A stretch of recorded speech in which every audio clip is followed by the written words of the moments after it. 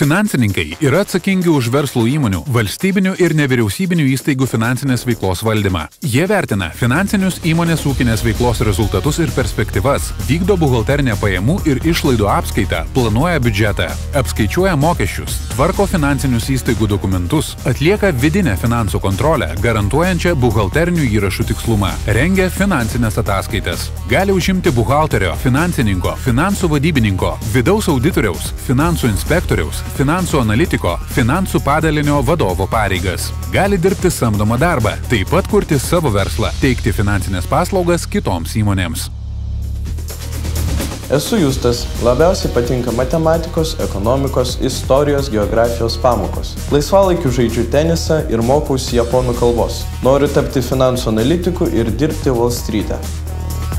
Aš Ieva, patinka mokytis biologijos, chemijos ir fizikos. Lankau teatrą ir dirbu gyvūnų globos organizacijoje. Norėčiau būti veterinarijos gydytoja ir padirbėti egzotiškose kraštuose. Esu Polas. Man įdomiausios istorijos, politologijos, lietuvių ir anglų kalbos pamokos. Laisvalaikiu mėgstu kurti filmus apie jaunimą. Norėčiau būti politikas ir pakeisti stereotipą, kad politikai rūpinasi tik savimi.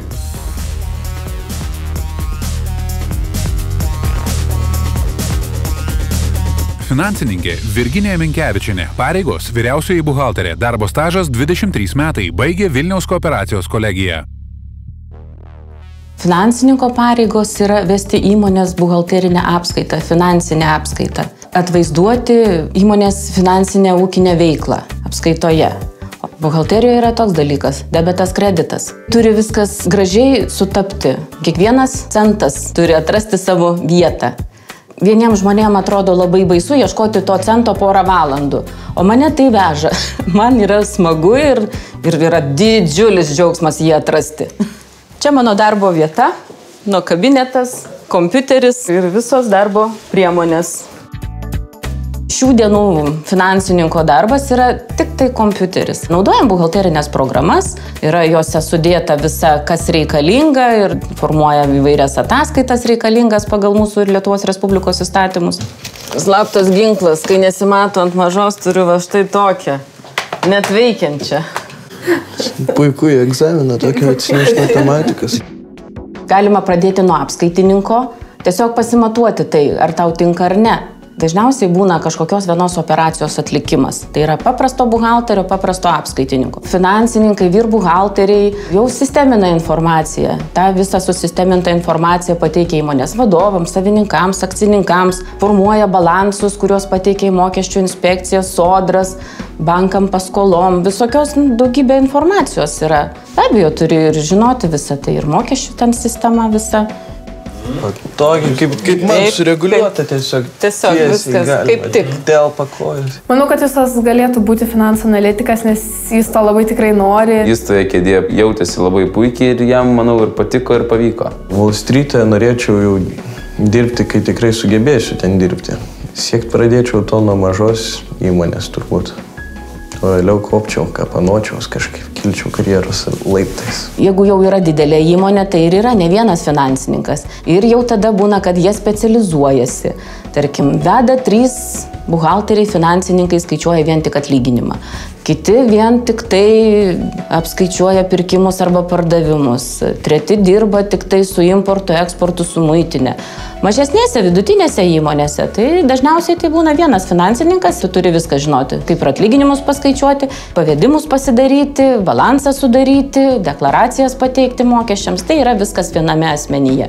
Mane labiau džiugina tokio vidutinio dydžio įmonė, nes aš savo praktikoje esu dirbus ir mažoje įmonėje, ir dideliai. Namuose niekada nenorėčiau dirbti. Aš esu bendraujantis žmogus ir tai yra smagiau.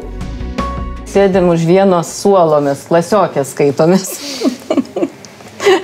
Pas mus toksai yra linksmas posakis.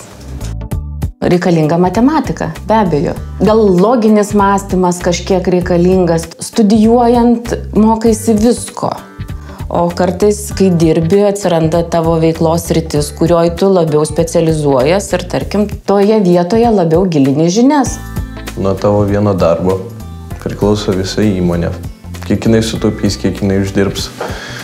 Nuo to priklauso, kiek jinai ilgai laikysis. Labai didelė atsakomybė krenta.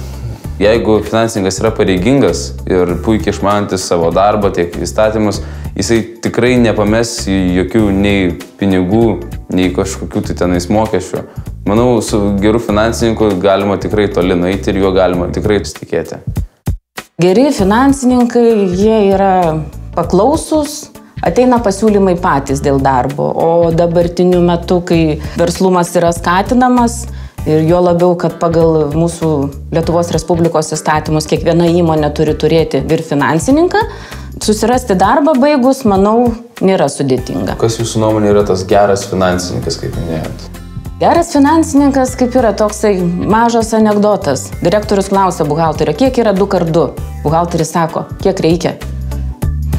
O iš tikrųjų turi žinoti, atėjo direktorius ir tu esi ir psichologas, ir juristas, ir teisininkas, kas tik tai nori. Turi būti visapusiškas.